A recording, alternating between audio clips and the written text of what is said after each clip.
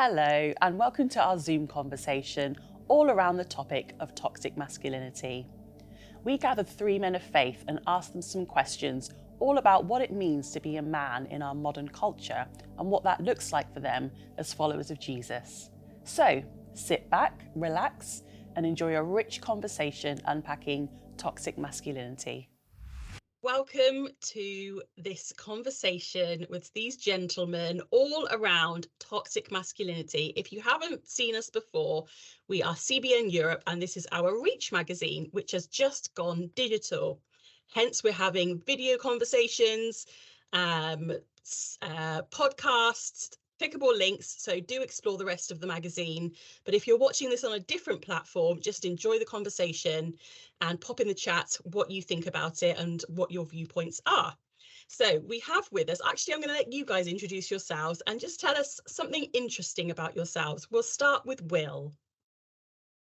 Hello, my name's Will.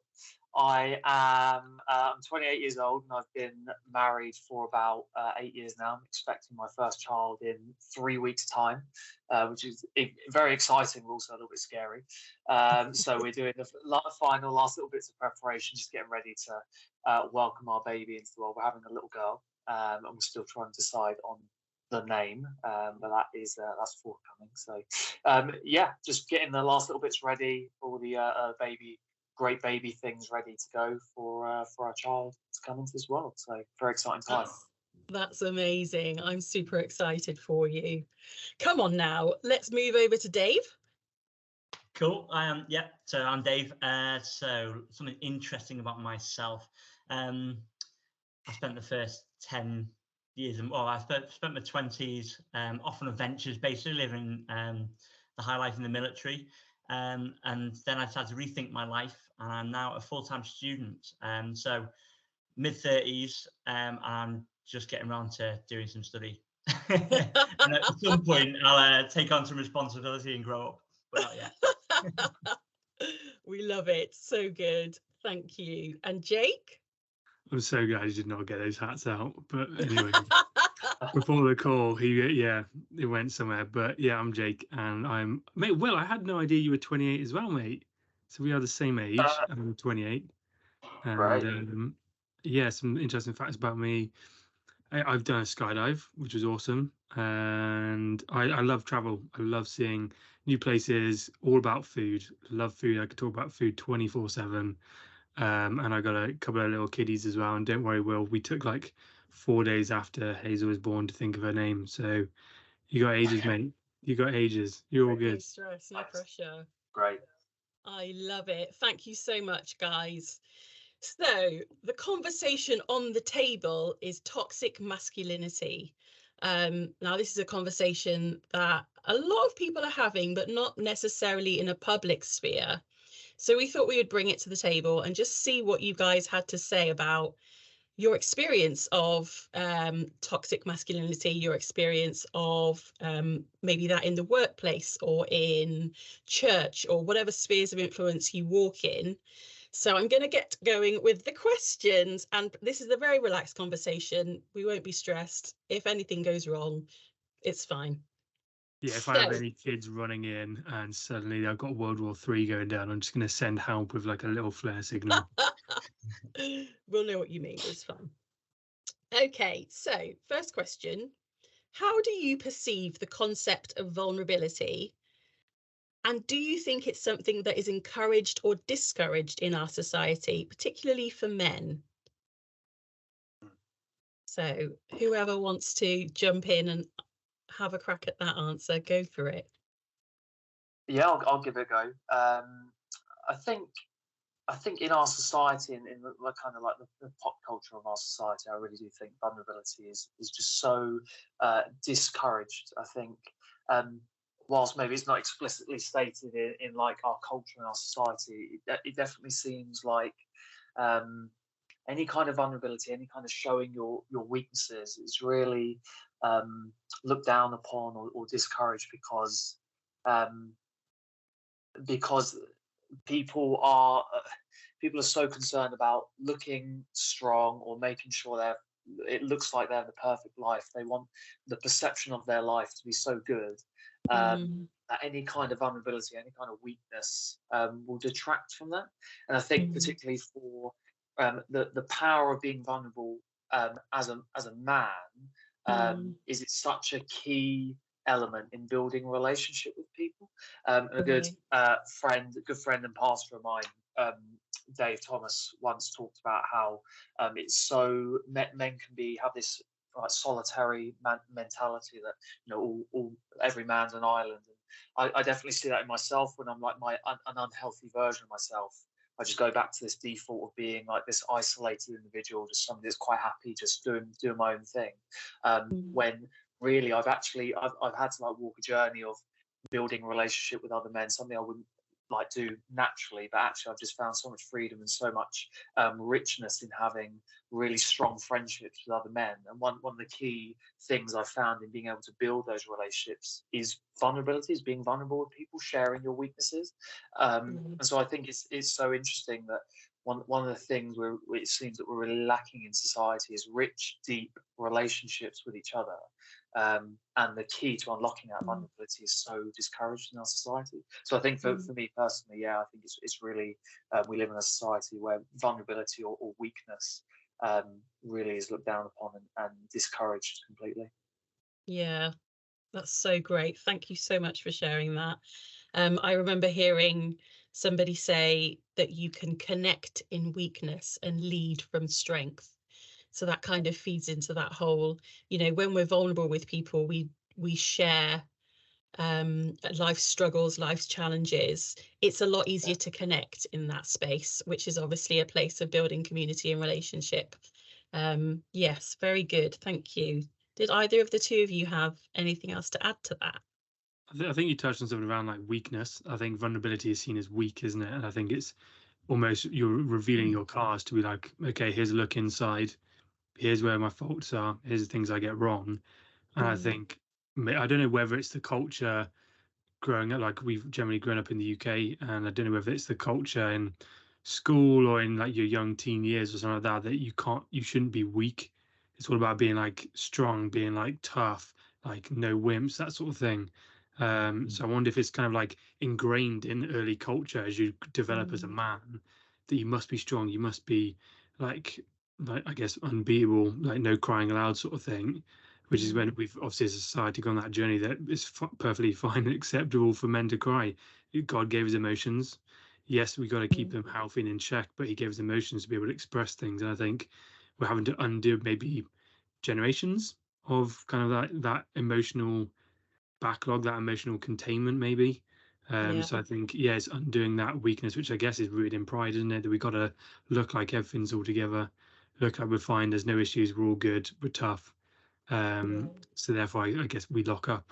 And sharing vulnerabilities is part of breaking down those walls and showing actually, no, look, I don't have it all together. Yeah. So good. So good. Love it.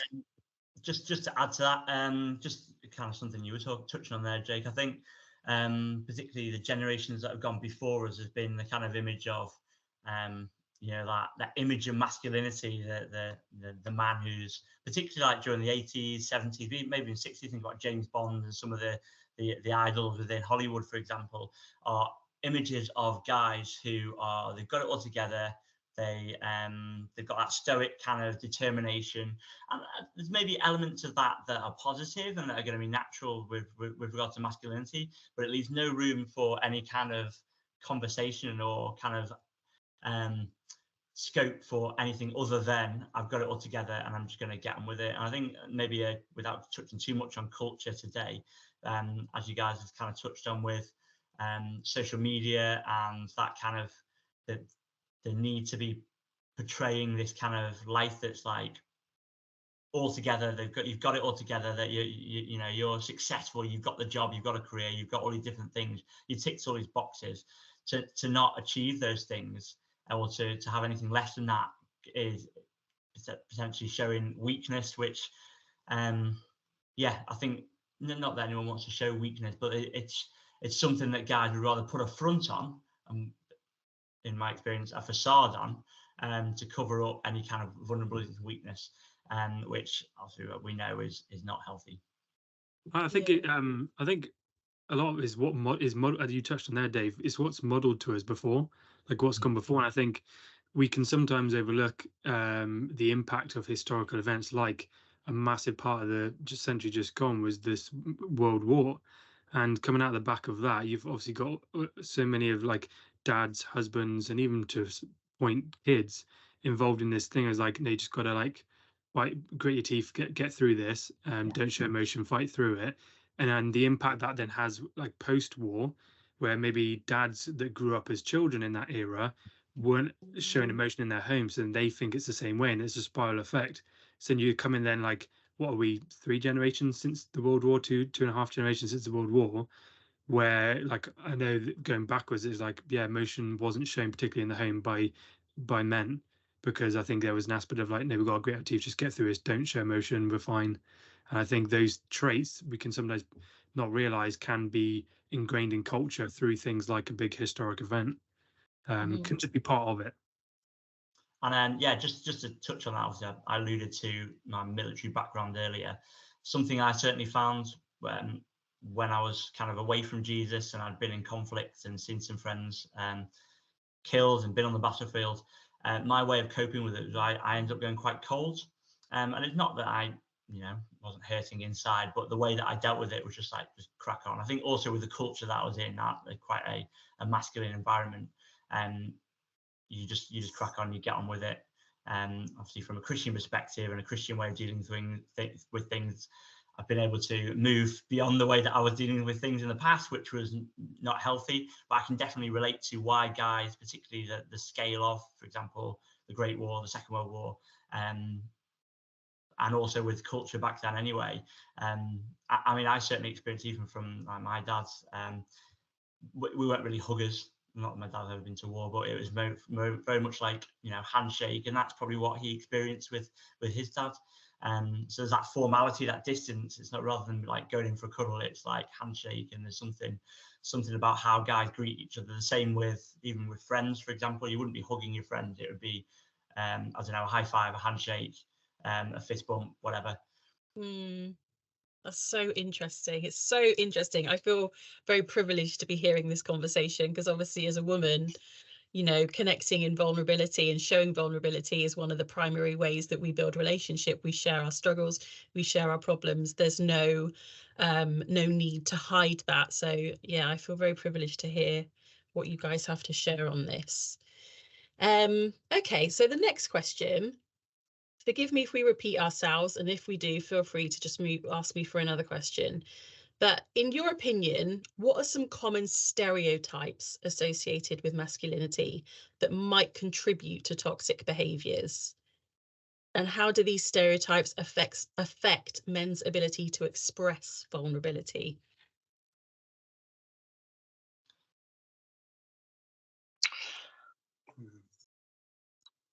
I think very, very similar to what I was saying at the start. A lot of the pop culture references of our society now, you see it in the music, in like music videos, and in TV and film.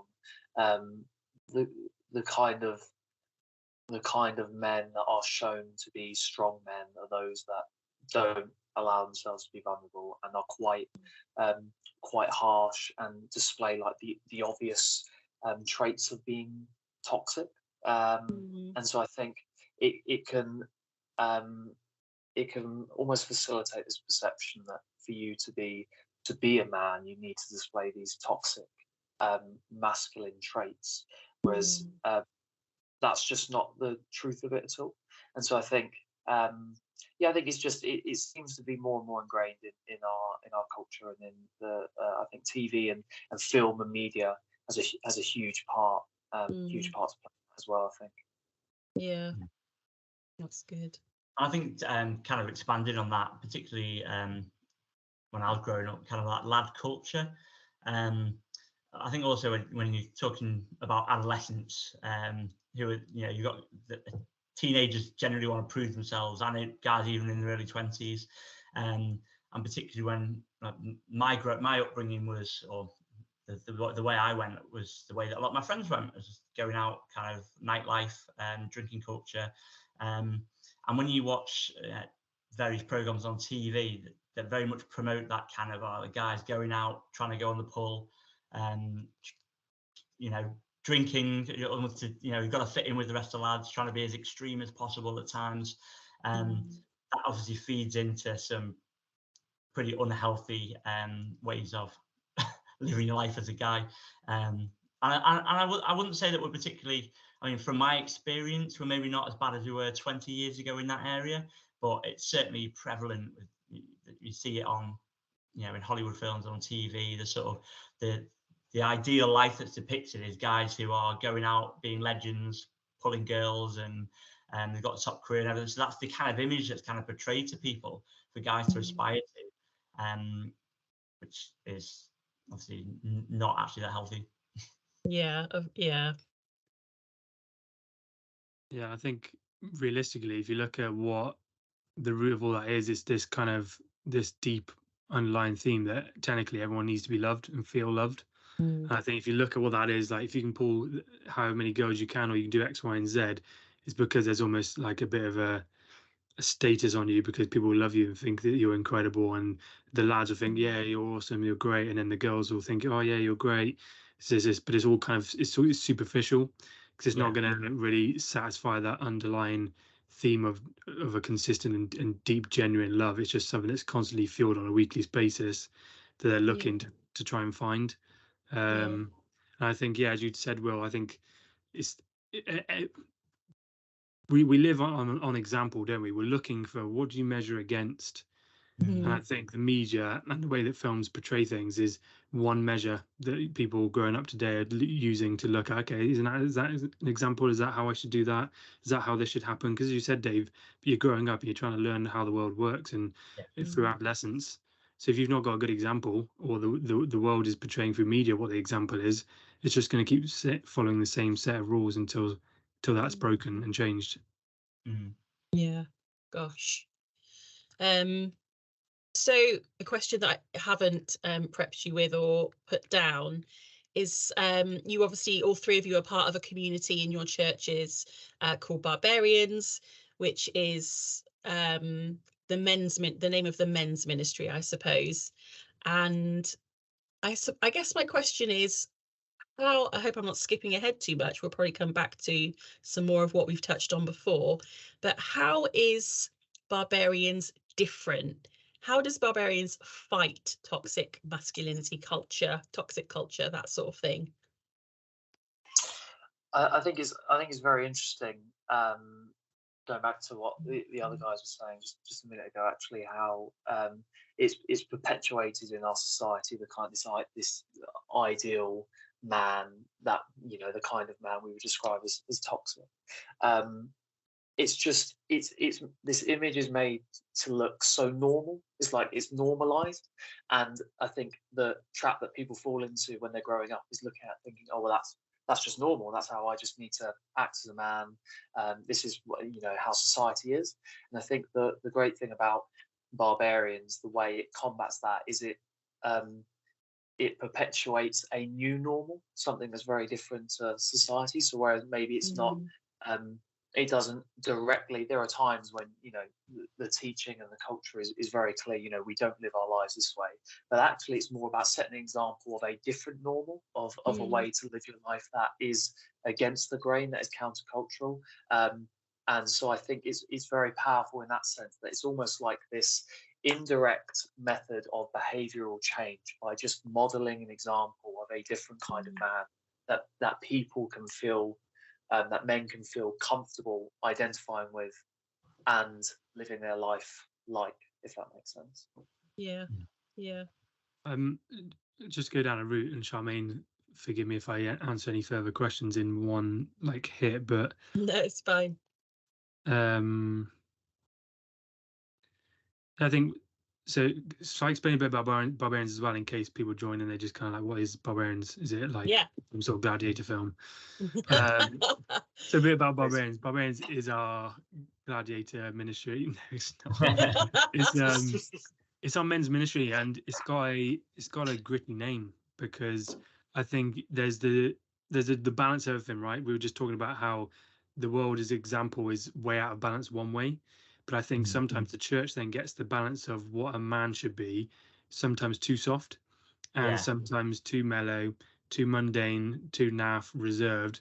And one of the things that is behind the heart of barbarians is like, and actually, there is a grit and like a godly fight inside of us as men to lead, to protect, and to like follow Jesus with passion. I think there could be a stereotype that if you're a male Christian, that it's like, oh, okay, you're straight away, you're weak, you're boring, you're dull. It's like, no, actually, as we know full well know, following Jesus is not dull. It's the most exciting life you can have, and that's part of what barbarians is expressing that passion through what it should be as men, unrestricted, uncontained, on fire.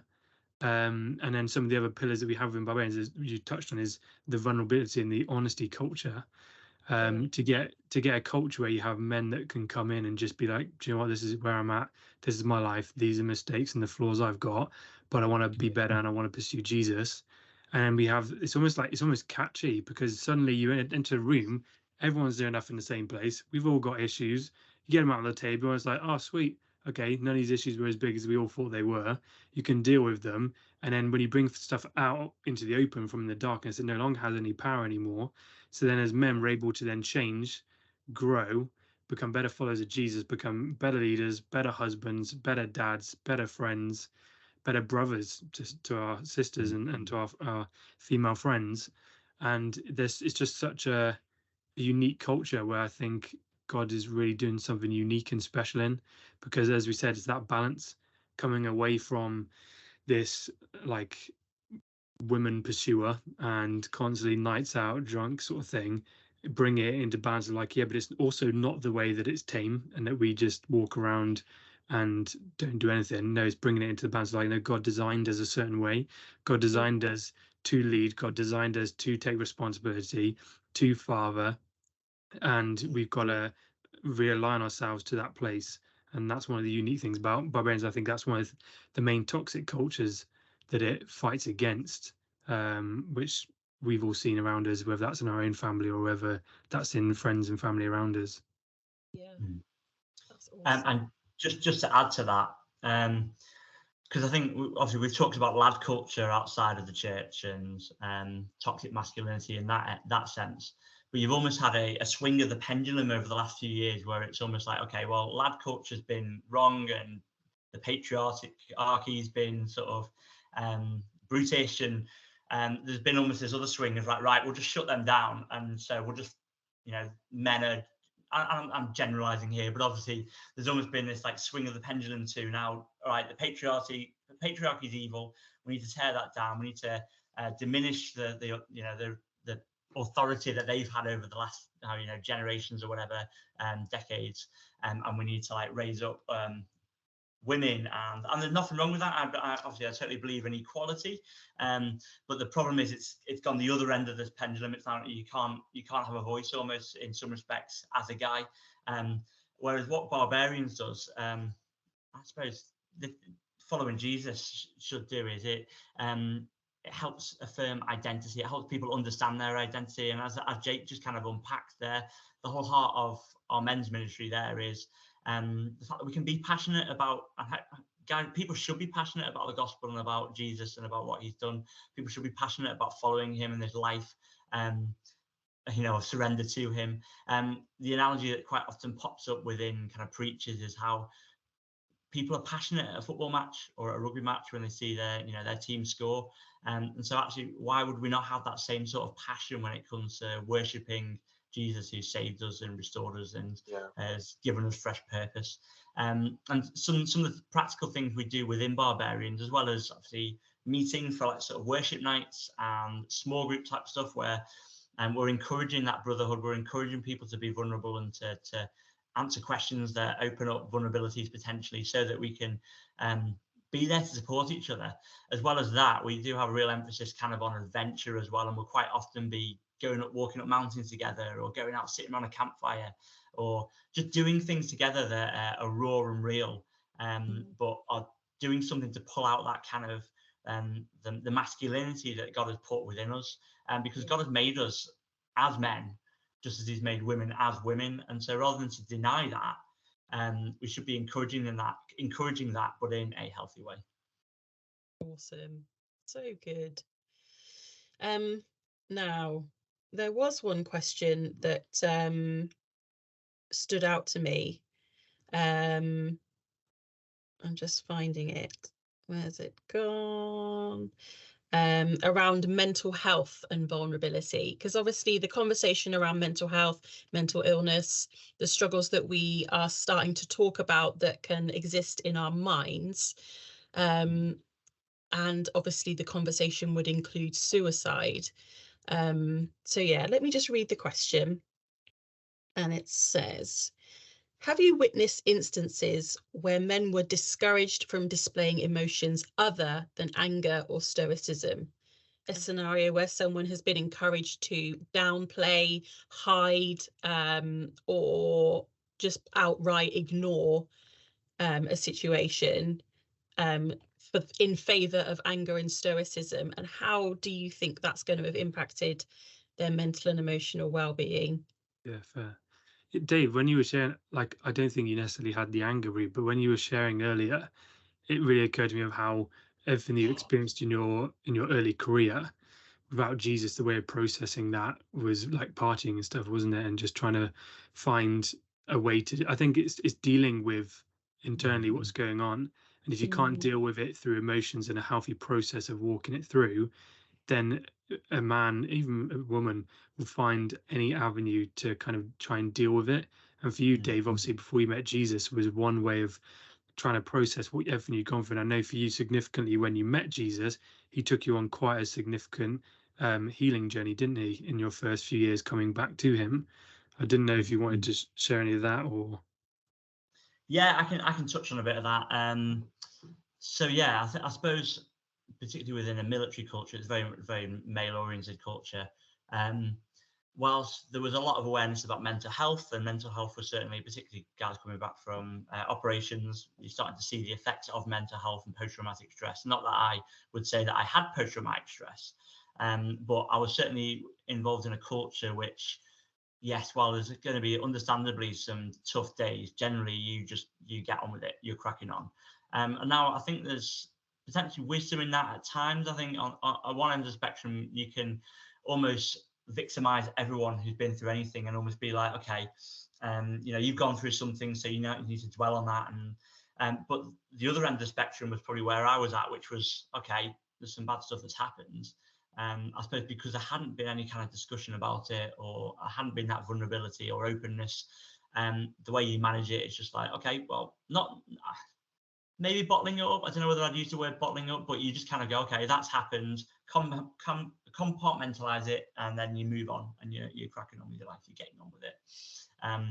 Whereas I think it was just, yeah, so for myself, actually having those kind of conversations with people and hearing different perspectives and processing it and going through that, going on that journey, but mostly Jesus coming in and just allowing him to come and bring healing, to pull out the things that need to be pulled out, to spend the time on my knees crying and get out my system, and actually understand or process what's happened. And then it was only then that I could really move forward.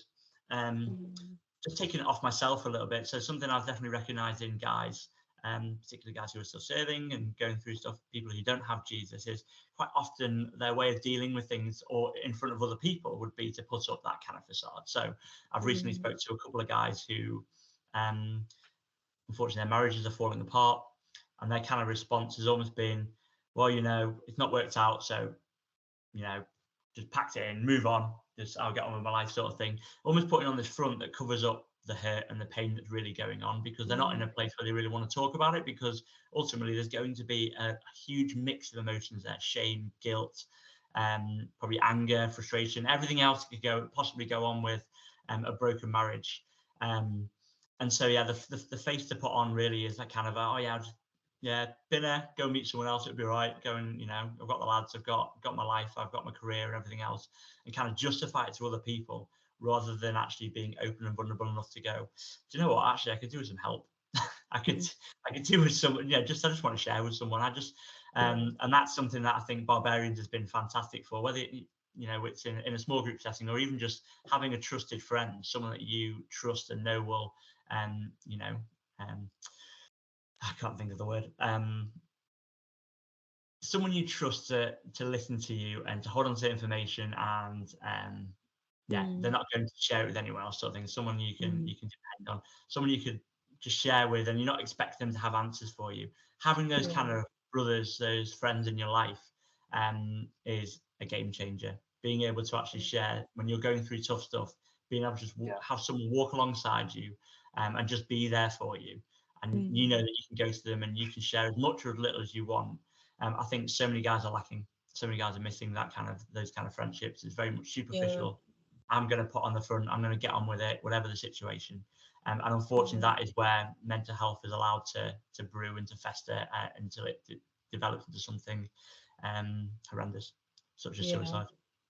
Yeah. I think as well, something you said there, Dave, made me think of, you know, sitting with somebody and sharing what's going on, male or female, and not expecting them to have the answers is almost the linchpin. Because if somebody is firing answers back at you constantly, it's almost stifling the freedom to speak. You know, if someone's giving you, well, you need to do that, then you need to do this, and there's a place for that and there's a time for that. But I think something that's so beautiful about male and female friendships, in whatever configuration that comes in, is that you get the freedom and the trust to just share what is going on inside you, so that it doesn't remain stirring around inside you. And that kind of being able to be vulnerable enables you to release some of that pressure. It's like a pressure valve just gets turned a little bit. So yeah, good stuff. Will, did you want to add anything to that? I think for me, going back to your question, I don't know if I've ever witnessed somebody not being allowed to kind of show that emotion. But I think the more prominent thing I see is people setting a particular kind of example. So when somebody does feel that kind of emotion, how it will normally manifest in like friends and work colleagues is as anger or aggression.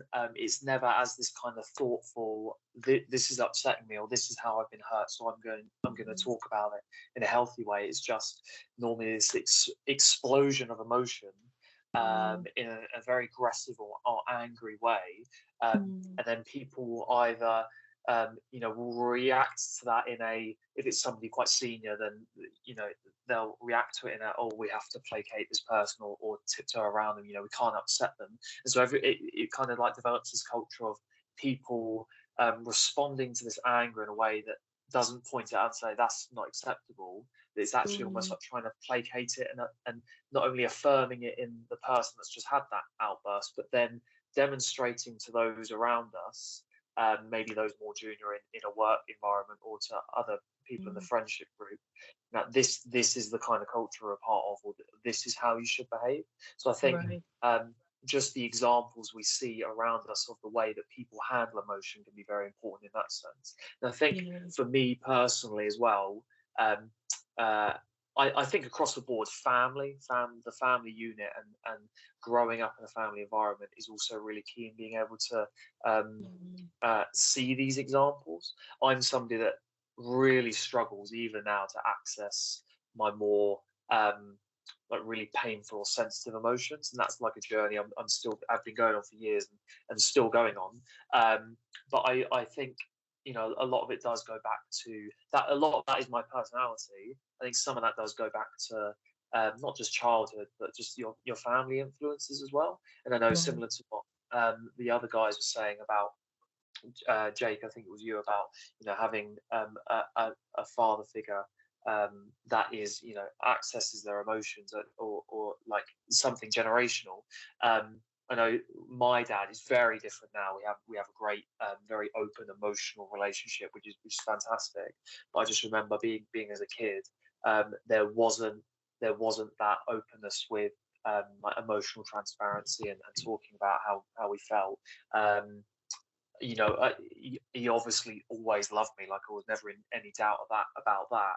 But it was a case of we never really talked as guys about our emotions, and I know that's because that's the kind of treatment that he had with his dad as well. And I know from my grandfather, and I know that his dad before him was also very similar. You know, they were from that wartime generation. They were very harsh and stoic because in some respects they had to be. But then what that eventually passed down was almost this stuntedness when it comes to emotional intelligence and being able to openly talk about your emotions. So I also think being an example within the family and when it comes to raising children, I think that's really important. That's a challenge I'm going through at the minute with thinking about how I want to raise my daughter. How can I be a healthy example of open masculine emotion to my daughter, which I think is going to be a different dynamic to if I had a son, but it's no less important. It's still going to be very important, very vital to how I demonstrate, a healthy emotional man to my daughter. And actually, I recently attended a presentation by a guy called Paul Minter, who's one of the founders of the Head Up charity, which is a mental health charity founded by a load of ex-military guys. And one of the reasons he set it up was because, very similar to some of the experiences that Dave was talking about there, he spent a long time in the military, and he went to different battlefields around the world, and he saw some terrible things when he was out there. But the thing that really struck him was when he came home, how many of his mates that he eventually lost to suicide because of trauma and other things that had taken a grip of them, and they just weren't able to get the right help. And he had such a conviction about this. He almost had this realization of this culture that we're a part of, where everything's just like pressed down and swept under the rug. It produces more pain than it actually solves. And so he got out of the army. So big shout out to the Head Up charity. I got a really great presentation from them. The work they're doing at the minute. They have this great vision of helping current serving, ex-serving soldiers with trauma, getting them away on like residential courses, totally free and open to them to be able to work through some of these things that they've gone through, all kinds of like holistic therapies and talking therapies. And I think it was almost like what really struck me when I was getting this presentation from him was that realization where he kind of came to the end of it and he saw the damaging effects of that culture to the extreme and realized this is so damaging. And so I think I just think when we're in that culture, it might be hard to almost take ourselves out of that environment and see what kind of damage is this doing, but it is doing a huge amount of damage. And so I just think those things that I talk about are really important. Just be an example to people around you, but an example in the family unit. I think those things are really important as well. Yeah, so key, absolutely key. I'm frantically scribbling questions down that are coming to me as you guys are talking, so I may disregard the ones that I've sent to you prior. But as you know, none of you are 16 anymore. I don't think. If that comes as a shock to you, I'm so sorry. Knowing, having lived however many years after your 16th year, what would you say to 16-year-old Jake, Will, Dave about being vulnerable in this culture, in our world, in our culture, in being a man? What would you say to 16-year-old you that would benefit, 28-year-old, 35-year-old you? Great question. I think if looking back, I can't believe I can even say that's 12 years ago. What the heck? Babyface Jake no more. But it really is. It's so much, like we touched on it. It really is so much about example. And I think quite a lot of time, even like what you were just sharing then, people just don't know how. Like Will was just sharing about like that charity, people just don't know how to process what they've just seen or what they've just been involved in, or people don't know how to be like a 16-year-old or a 20-year-old, and everyone is searching around them for some sort of example to follow. And I think the example you got to look at is a godly example. Yes, you've got the word of God, you've got Jesus as an example, but I think there's a reason why we've got the church, and the church exists, and that's to find healthy brothers to be examples that maybe that 5 years on or 8 years on or 10 years ahead of you that have been there or have got some of the processes to help with. So there's a 16-year-old like, okay, how do you process, I don't know, bullying or finances or lad culture? Maybe you're part of a football team. I know for me, one of the decisions I had to make was, do you stay part of a football scene or do you have to move on because of the route that they were taking? And it's like all these decisions that you start to face as you leave school and as you start to enter the real world as such. You've got to have those brothers alongside you to help guide you. I know, Dave, you were saying about those meaningful relationships and the friendships, is that you've got someone alongside you that you can process with, that they can, yes, listen, but then they can also guide, they can input. And I think there's that accountability is definitely an important one. So I think, yeah, that's probably what I'd say. It's not necessarily what I would say, but I think is looking back, what I can see, knowing now is important, is the examples. Right. So good. So good. Yeah, definitely. I think I would say on that as well, to myself, I'd say look for better role models, because particularly for me when I was 16, like I didn't know about the world. I didn't know I didn't know who I was. I think really, I only really figured myself out probably even just a few, and I'm still learning about myself, but really it probably took me to well into my 20s to really learn about myself, the kind of person I was, the things I wanted and didn't want. And so I would definitely go back to myself and say, look for better role models that are godly, that are within the church, that are good, strong examples of kind-hearted, strong-willed men. And also, don't be afraid to be yourself. I think there was such a even for myself. I'm quite naturally really independent person, and I naturally like to go against the grain anyway. But even for me, when I was that young, I didn't know. I just didn't know who I wanted to be, and I think I would say to myself, don't be afraid to be yourself. If you have a conviction and you feel a conviction, then stand on it and go against the grain. Don't be afraid to disagree with the people around you, because you believe something's right. That's great. So good. So good. And just kind of, adding on to what the guys were kind of going with it. I think 16-year-old me, probably 30-year-old me, was very much focused on people pleasing and how do I fit and how do I pursue this career or what do and you almost idolize these different things, these opportunities that you have, whereas actually, if I could say to 60-year-old me, just look to Jesus, just look to him, because actually your identity is fulfilled in him, your purpose, your calling, your convictions are established in him, and rather than fearing what man may think and what other people may think and other people's opinions, rather than trying to fit into some kind of mold outside of life as a Christian, looking to him and finding people who are also pursuing him and who are godly examples. I think as Jake was kind of touching on, guys who are pursuing Jesus. Actually, these people are not people who are trying to promote themselves. They're pursuing a God who they want to serve. They're pursuing a God who came in humility. They're pursuing a life that is very different to that self-promotion and that need to create an image and try and exalt yourself.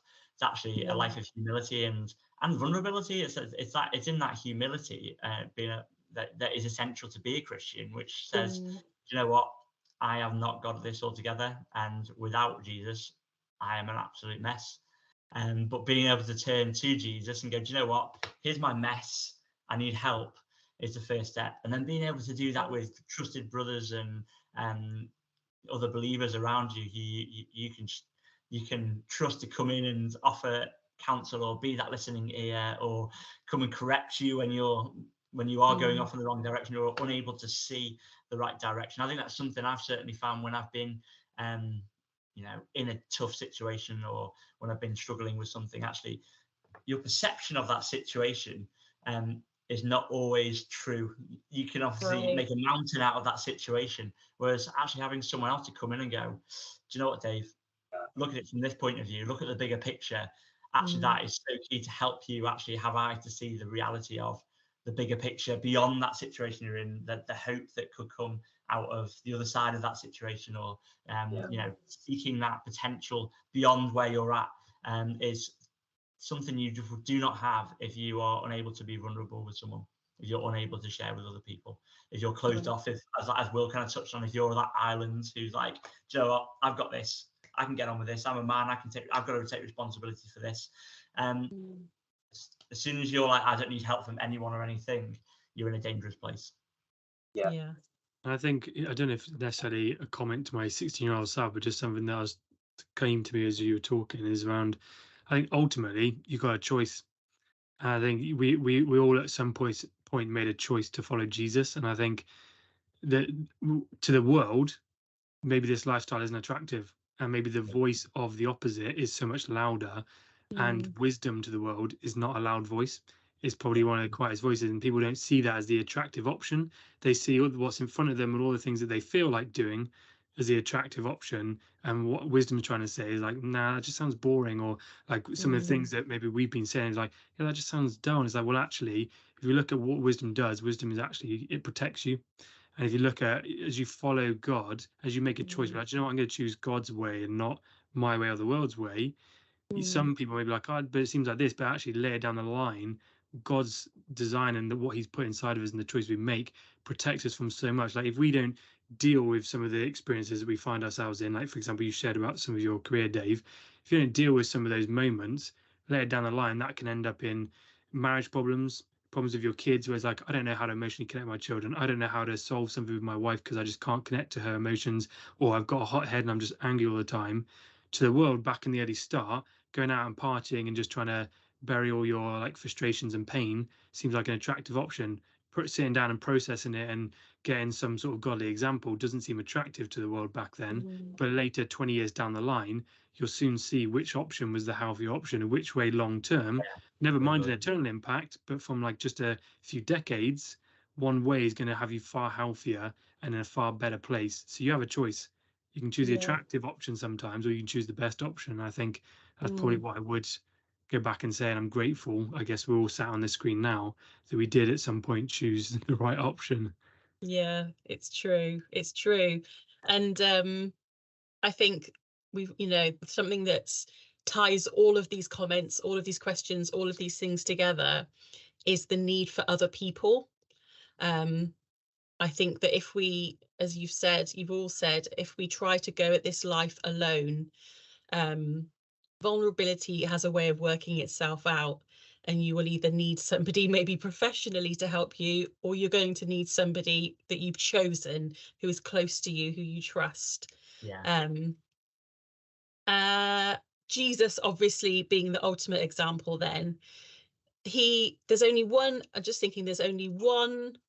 situation in the Bible that I can think of where Jesus displays like severe anger, and that's the flipping of the tables, obviously, in the temple. This is my final question, how do you marry a Jesus that has been portrayed as meek and mild with your own kind of experience and expression of being a man today, obviously as followers of Jesus that you are? Brilliant question. Yeah. I think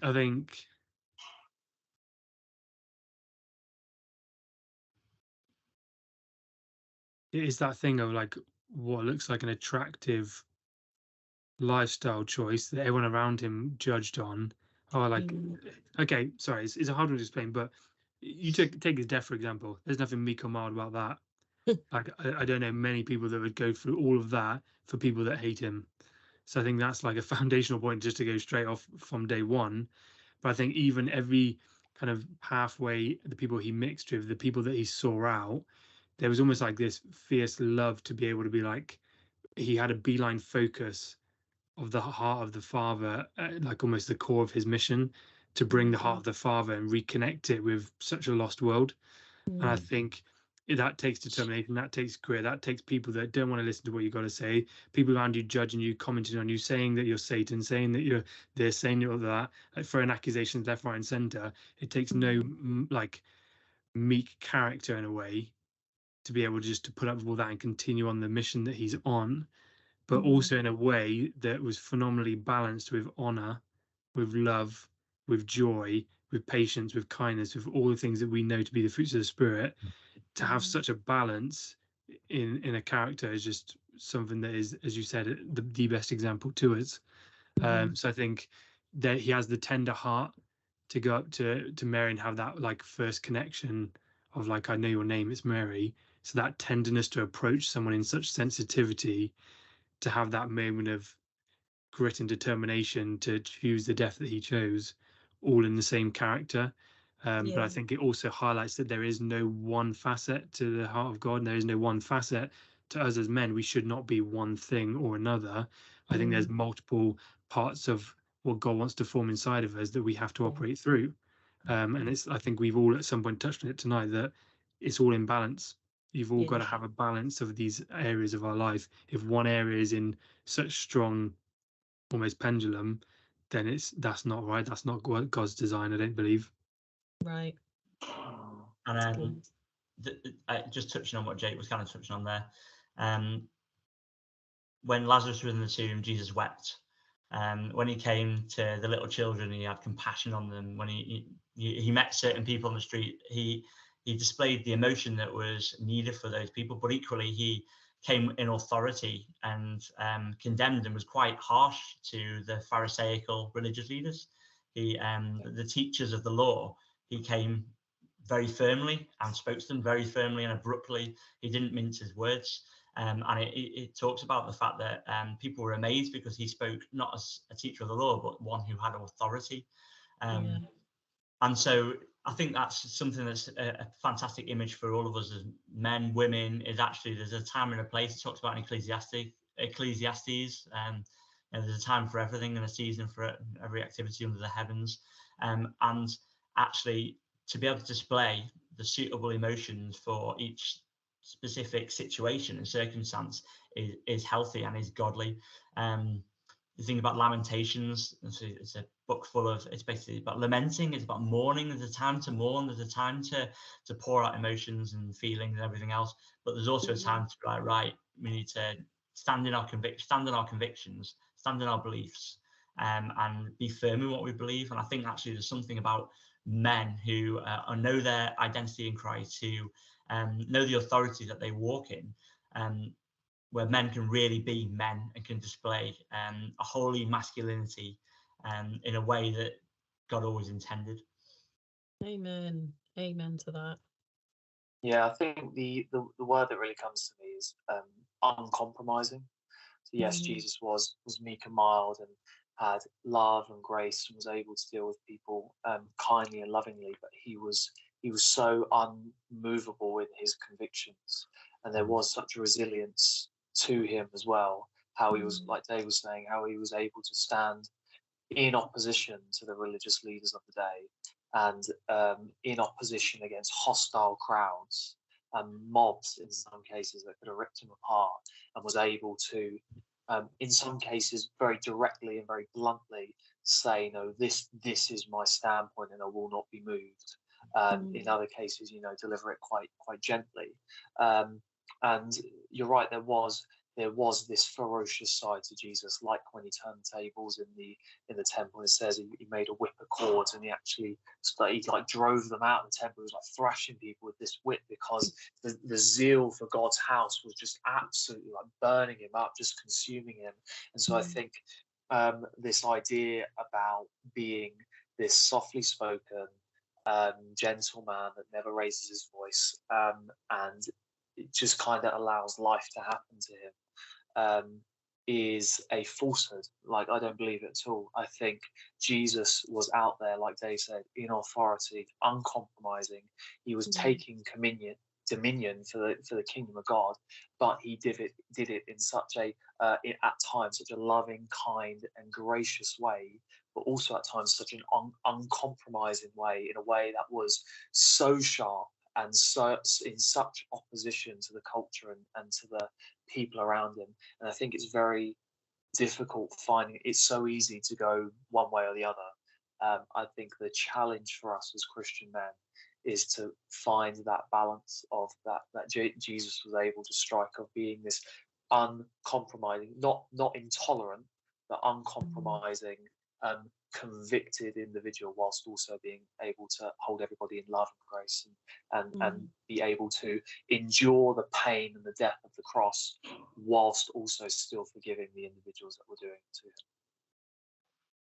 Well worded, well Mic worded. drop. Very good. Yeah.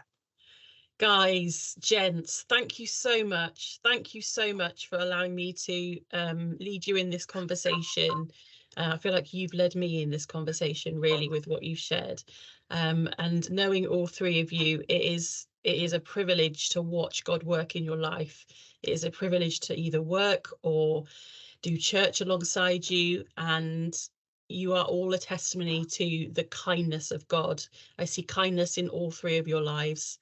And it's something that enables man, woman, child to feel very safe in your presence. So thank you for displaying a healthy masculinity, a holy masculinity, and for having this conversation with me.